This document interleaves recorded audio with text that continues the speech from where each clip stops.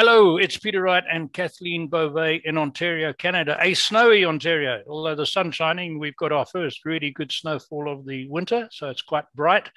And here we are with episode number 148 of the Yakking Show. This is a show for awakening you to new perspectives for the changing world we're living in. And as always, we have interesting guests, but it's not my job to introduce guests. Kathleen does it a lot better than I do. And guests from a different field today. I think you're going to find him really interesting. But first, a quick plug for Kathleen. Not only is she a wonderful co-host of the Yakking Show, she wears another hat and she will help you solve any of your IT recruitment and development needs if you have them. So if you've got a problem in that area, get hold of her. Anyway, welcome, Kathleen. How are you doing today? I'm doing great, Peter, and a little bit chilly, burr, with that snowfall.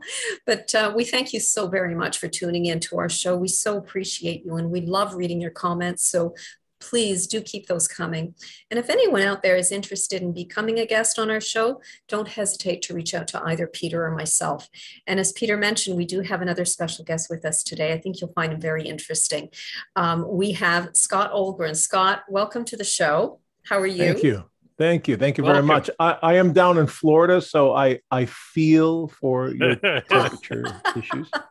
That's why I see the tan. I'm looking at you and I'm looking at myself. For those of you on audio, I mean, Scott is very tanned. I am not. But Scott, you are the owner and chief formulator of Synaptic Scientific, and we'll get into that in just a little bit. But first, can you tell our audience a little bit about your background and what led you to develop an interest, first of all, in natural foods as medicine?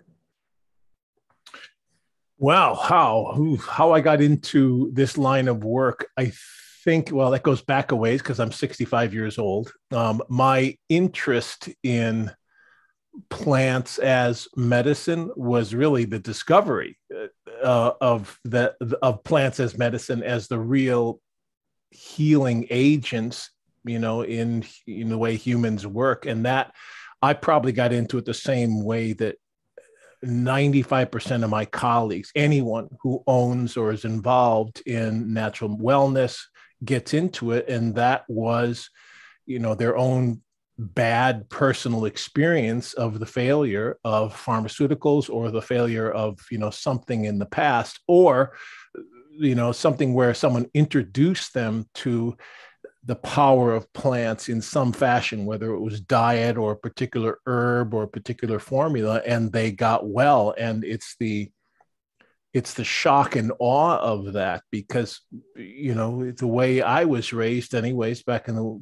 60s and the 70s, and in a small farm town in Wisconsin, was none of that was even a remotely in any of the library books where I grew up or my parents' knowledge. It was all pharmaceuticals. And I had a classic, failure of prescription medicines for a digestive problem that I had, that now, of course, years later, you look back and you go, well, no wonder you had a digestive problem given what you were eating.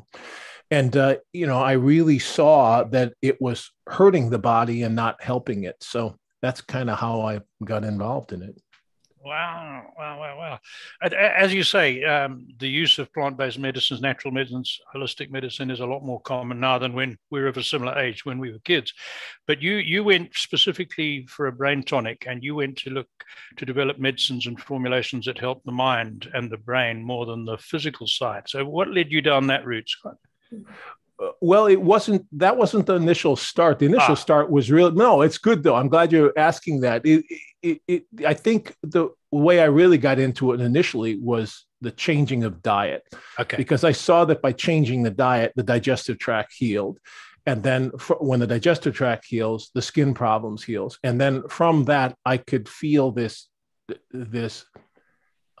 brain fog that I didn't even know that I had, but you just develop. If your digestion is not working well over time, I think everybody, put it this way, when your digestion is really working well and you're eating really well and your nutrient levels are really high, your brain is functioning at a higher level. So it wasn't so much that I got into it through those cognitive enhancing herbs. That wasn't it at all. It was really teaching the course and teaching the classes and writing the books on an internal cleansing program that I saw. And I was hearing back from people saying, my brain is working better now. And then I think where I really started to focus in on that, I had been, and by the way, I want to state for those listening, I'm not anti-pharmaceutical. Mm-hmm. Pharmaceuticals can absolutely save your life. I mean, antibiotics, oh my God, they will save your life. They can be perfect, as with many, many pharmaceuticals, for dire situations, so they can keep the body alive long enough. So until you can bring in really the nutritional support again. It's like saying, I'm not anti starting a fire with gasoline. It's just that for the backyard barbecue or the braai, it's really not the right tool for that job. It's like using OxyContin for a toothache. It's the wrong tool for the wrong job.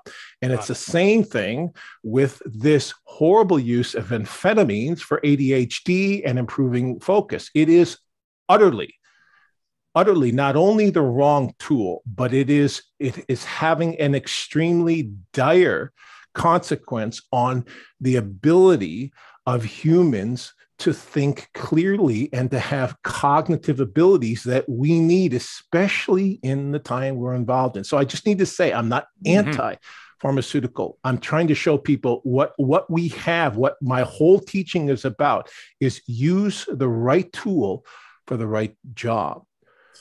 And I forget what your question was.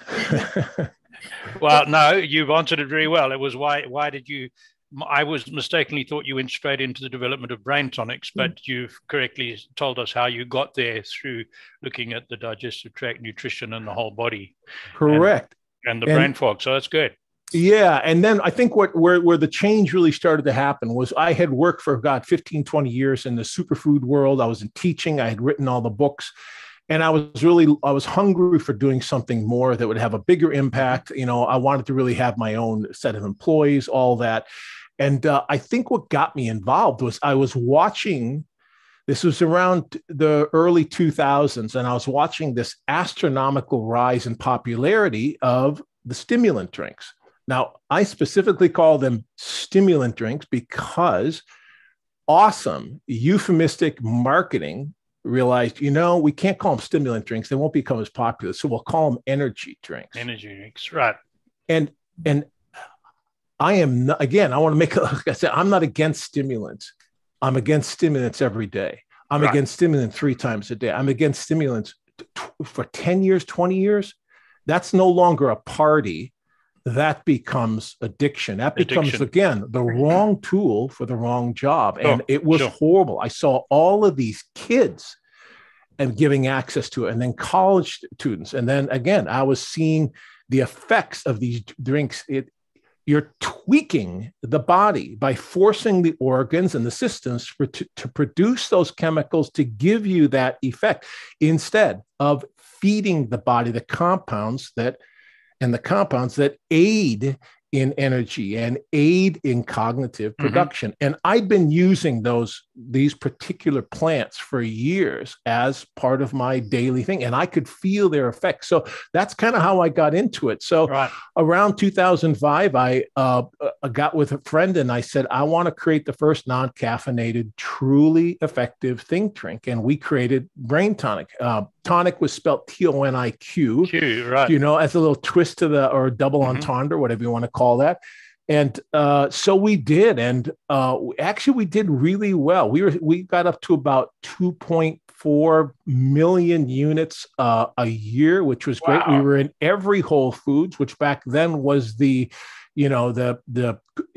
gold ring of distribution. We were in 1,400 of the stores, and we actually got over into Europe, and I got invited to give a talk in Russia and brain health, which, believe me, I was so out of my league, but it was fun. And they knew who I was, and I was, kind of innovative and I was using some of the plants from Russia. One of them in particular was rhodiola. Rhodiola rosea grows a lot in the mountainous or higher regions of Russia. Anyway, so that's how I got into it, and it was great for a while. But I will tell an interesting why it eventually, after 10 years, we closed it down. But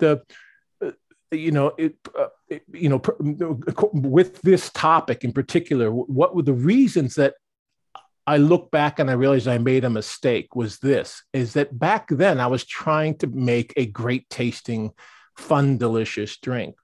And I was ignoring the fact that to really be effective, all compounds that have an impact in feeding the brain, in meaning actually in giving you either the precursors or the actual nutrients that the brain needs to think clearly for cognition, so forth, are all bitter. They're the alkaloids, they're the terpenes, they're the phenols. That these are all things that are to the tongue are very, very bitter. So, I didn't create as strong of a product as I really wanted. And so during the pandemic last year, my head chemist from back then, who is just this brilliant MD from India, he actually works for pharmaceutical companies most of the time, but his fascination has always been in the botanical world, using the botanicals to, really help with people. And he's got a very similar bent to me, which is, seeing the decline of really strong cognitive thinking, clear thinking, critical thinking, and watching the rise in black and white, what would you call it? Just reactive thinking, I guess is what I would call it, reactive mind. And so anyways, he's got that same love. And I said, I want to do it better this time. So we put together this latest concoction that we actually took. We came out with it September 1st of this year. We've only been selling it for 3 months now. 3 months, right? Yeah, right. And it took us about 7 months of R&D to get it right. It was not an easy formula because the chemistry was hard because there's part lipids and there's part aqueous mix, and you got to get them to emulsify and figure it out. And it is a bitter mix, so but we had to make it at least palatable that people could put it into a spoon. We have a pump, and you put a little bit, but it's very potent. And the success on it has been extraordinary, what people are getting from it. Right. Excellent. Well, I think you've pretty much answered the next question I was going to ask you, Scott, why a plant-based tonic is superior to your popular synthetic brands. But what I was going to ask you next was, how long does it take for you to notice the benefits of taking this tonic? Are there any contraindications as well? Well, I'll answer the first. Most people feel the effect within 10 minutes. I think that is largely because of the way we process the plant. One of the things that makes it so potent is that, and actually it's the reason why I decided to, reopen up Brain Tonic and actually create a whole new product, was because my partner, my MD, told me about this fairly new plant extraction technology called supercritical fluid extraction, which is a mouthful, but basically, and in fact, as people have pointed out, it's not that it's new. It's been around for decades, but it's new to nutraceuticals. It's new to the Ayurvedic world.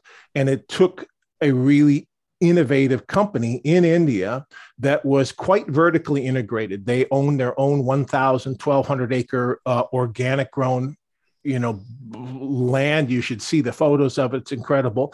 And then they had the technology, they had the wherewithal. They've got engineering backgrounds, and they had the wherewithal to figure out how to use this machinery and this very complex process to extract the active ingredients out of these cognitive enhancing plants. And so that's what made it so powerful, that instead, back when I was doing Brain Tonic, if you got 5-to-1 potency, meaning you take 5 pounds of raw leaves or seeds, wherever the active is in a plant, it's like tea, it's the leaves of tea. It's not the stalks necessarily. So you process that part of the plant, and what you end up with is 1 pound. You put 5 pounds in, 1 pound. That was good extraction. Now, with this technology, we're talking 60-to-1, 80 to 1, 100 to 1. And so to your question, Kathleen, how fast is it? It's quite fast. The first time I ever put a little bit of Bacopa monnieri underneath my tongue. I'd done a lot of Bacopa monnieri in my life. I never felt that. So it has a very strong hit on the body, which I recognize as we need that now in 2021 more than we've ever had before. Look, 100 years ago, mint tea was great for helping you go to sleep. But we're dealing with a whole different human being, whole different cultural, social, whatever is the issue. Broken brains, I don't really know, but we need strong plant medicine to compete with amphetamines. Peter, you're old enough. I'm old enough. I don't know about Kathleen, but when I was growing up, she's a youngster. She's a youngster. Good. Yeah. Okay. Well, when I was growing up, the most toxic, the most poisonous hard drug that you could take were amphetamines. And now we've got 15 million Americans using amphetamines every single day, and they are being prescribed. And that is destroying people's ability to think. These are our future leaders, folks. So that's my passion. And that's kind of, and in terms of safety, obviously we have to be FDA certified. We have to have, our labs have to be FDA. All of our ingredients have to be what are called under the Déchet Act, meaning they have to have had a long history, nothing new. They've been used for hundreds of years in, Asian medicine as well as Indian medicine. So contraindications, then there really aren't any. No, none. There's nothing really of concern. Interact with somebody taking medications or anything like that. Well, as always, if you're taking any medications, if you're taking pharmaceutical medication, you should pretty much check with your doctor before you take any supplement. Anything else, yeah. Yeah, and the other thing too is that this is adult nutrition, so you should be an adult before you make that decision to use these. But more to the point, these are plants that we should have been using for a long time. These are, the analogy I say is that if we eat an orange and we get vitamin C, even if we don't understand all the complexities of what vitamin C does, maybe it helps with colds or helps with the immune system. It actually helps with skin and connective tissue. That's why your teeth fell out if you were sailing for 7 weeks back 100 years ago, because it was scurvy, and it all had to do with connective tissue. So there's a lot of complexities about what vitamin C does. We just know that if we eat oranges, if we eat citrus, we know we're getting at least that nutrient in that plant. If if you eat meat or you eat protein, you're getting those protein, you're getting the amino acids. And I would say it's time we open up our understanding of nutrition to look for the plants. There's 400,000 plants in the world, 400,000 plants, to look for the plants that are rich in serotonin. Why wouldn't we do that first? Before looking to pharmaceuticals to tweak the body so that it forces out the serotonin? Why would you do that, knowing that when you do that, at some point, your body is going to be depleted of that serotonin levels? Why not feed the body the precursors or the parts that actually produce and make the serotonin? Same thing with L-dopamine, same thing with oxytocin, not oxycontin, oxytocin. Extraordinary. These are all the components of the brain. Look at what the brain needs and take the plants and use to feed and nourish the brain. People see such fast results in terms of a lessening of depression, a lessening of anxiety, an increase in mental focus. This is not magic. These are not drugs. These are nutrients that are simply feeding the body and the brain these things that it's been starving for. Right. I've got to jump in here and say that when Kathleen's listening to this, you're preaching to the converted, because she's been telling me all this for the 5 or 6 years we've known one another. And whenever I say, I didn't feel too good because, she says, well, look at what you eat. You've got to wake up and start eating healthier. And Yeah. With my her, juice. her For those of you juices. listening, I'm having my lunch, which is lots of grapes, some strawberries, blueberries, just nothing but berries in here. So.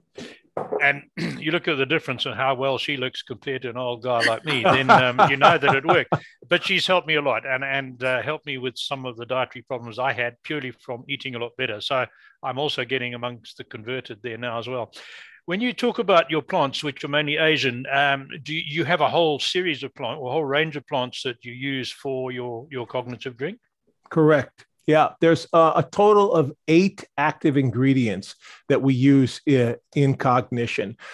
And I wish there were easier names to recognize, but they're a lot of them are Latin names. So, I mean, I can mention off some of them. Bacopa I mentioned earlier. You did, yeah. Yeah, there's another one that's it's the leaf of something called Centella asiatica. Let's see, what else would you Ocimum sanctum is actually one that a lot of people may be familiar with. Its more English name is holy basil. Holy basil is a phenomenal, especially when it's concentrated. It gets into the brain. It can do really powerful things to helping with memory.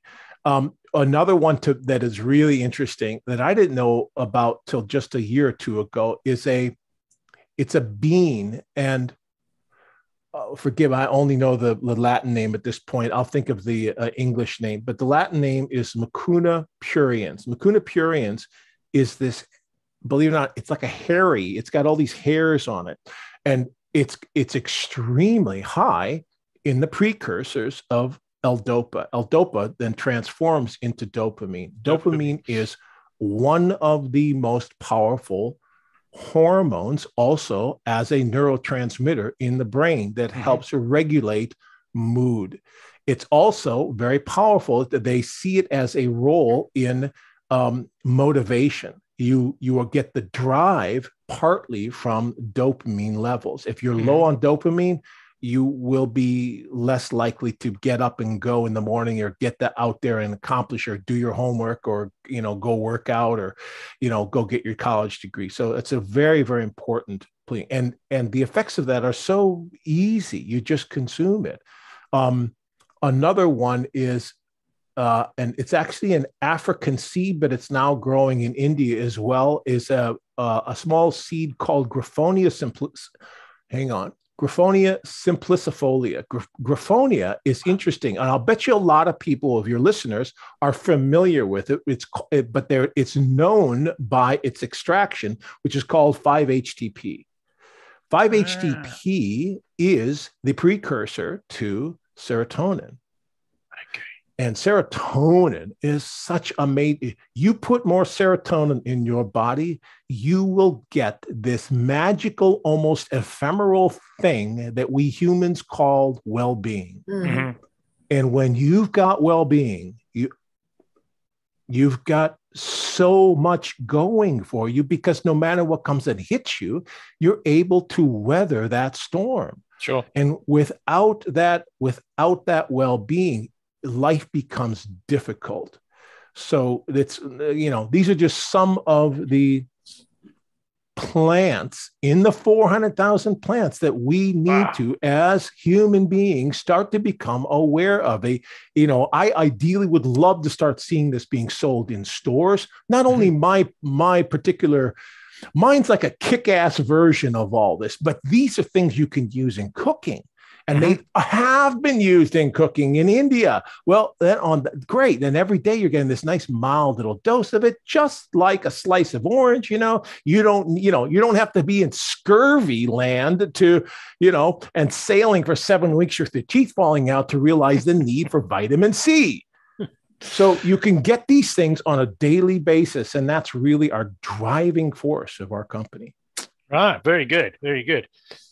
So do you have more products in development? So my understanding is that your original brain tonic was replaced by your product called Cognition? Correct. Exactly. Okay. Yeah. Okay.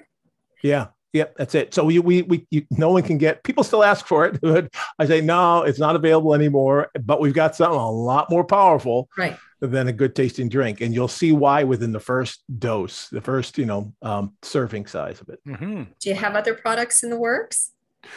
We do, but they're really more at the, brain level. They're like, oh, wouldn't that be great to do that, And in fact, even this morning, we had just been sent by one of our chemists, they're called masking agents, which are really interesting. They're oftentimes from the outer bitter the outer bitter lining of certain plants that through chemistry that I don't understand, basically can mask certain flavors, the harsher flavors, including bitter. And just this morning, I was doing a very non-lab thing. I was, doing it like mixing coffee. I was taking a bottle of my Cognition. I'll show you a bottle of it here. Show us, please. So it comes in this 4-ounce bottle like this, and I specifically designed it so that it was hermetically sealed, so that people wouldn't be. We're living in weird times, so it's it's sealed, and that way it's great. Is that people can say, here, take it. I want you to feel this. And that's what's happening is people get a bottle of it and say, you got to try this. And so get out a spoon, and everyone get out a spoon. You just pump it 2 to 4 to 6 times. And then they try it. And then you're talking and all of a sudden they go, I feel something. So this is 4 ounces here. And all I did just to go back to that story was this is a fascinating, it's an anti-bitter masking agent. And all I did was I undid it and put in those 2 or 3 drops of this, shook it up.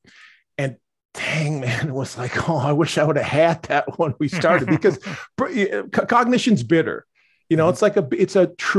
It's a true tonic. Like if you've ever had tonics back in the day, it's bitter. Yep. So that's why we always have people say, look, mix it with something. I like mixing it with orange juice, just a little bit. And it's great. You just kind of taste the plants. You don't taste all that bitter. Well, with that masking agent, believe me, after this morning, I went, that's it. Next batch is going to have that masking agent so that people taste more of the orange flavor that I have in it and the lemon, and, then it makes it taste. So yes, there are more products coming up ahead. Yeah. Wow. I'm going to switch gears a little bit and talk about your book, because you published a book that sold 80,000 copies. Now, not many books sell 80,000 copies. So, and you have other publications. What do you attribute the huge interest in your book to? I knew you guys were going to ask me that question. And my first thought was, well, wow, I thought I would sell 250,000. I thought it was such an important topic. But it's interesting. I've since learned that plenty of books don't sell 5,000. So, that's great. And to be honest, I wrote a total of 4 books. And they've sold a total of 95,000. So you can really put that as an average, but one sold 70,000. So I think I think at the time, I wrote all the books in the early 2000s. I was really on a kick there to teach people about internal cleansing, which is kind of, what Kathleen, I'm sure, has been, I use the word cleansing because I really was into that. To me, is what the body does through the process, is that it's basically by eating light on the food chain for an X period of time, the body takes that opportunity to dump all of this excess, whether it's excess metabolic waste from the foods, excess metabolic waste from all of the processes of the body that have not had a chance to remove themselves. So I always called it cleansing, because that was a school I went to, was kind of a cleansing school. So I taught people that class. And I think that was really people's first introduction to things like intermittent fasting that, is becoming quite popular now, where you don't eat for 14 hours and then you can eat whatever you're going to eat. Then you don't eat for 14 hours. And that has the ability to do that cleansing effect in the body. So I think that might have been it. Yeah. Okay. And just following on from that, right now, 10 years after you wrote those books, would you say there's a growing interest in plant-based medicine in general and in the brain tonic type medicines in particular? Oh, gosh, yeah. I mean, back when I was teaching it, the word cleansing was laughed at. I mean, no one, it just, no one really, a lot of people just thought it was silly. And now most of the world has heard about it. So you bet it's growing a lot. Everyone now understands the impact of nutrition on your health. There's still pockets where people have, people will come to me and say, I've got bad skin. What should I do? And I think, really? Not all bad skin comes, it can be from the makeup they put on their face. It can be from all sorts of things. But man, the first thing I would do is look at the skin is the result of one's digestive tract and one's nutrition. So, yeah, but, we've still got a long way to go. As I said, there's 37 million Americans alone. You guys are up in Canada, so you have your own numbers to deal with, but 37 million daily take antidepressants instead of these foods. And again, antidepressants are not nutrients. No.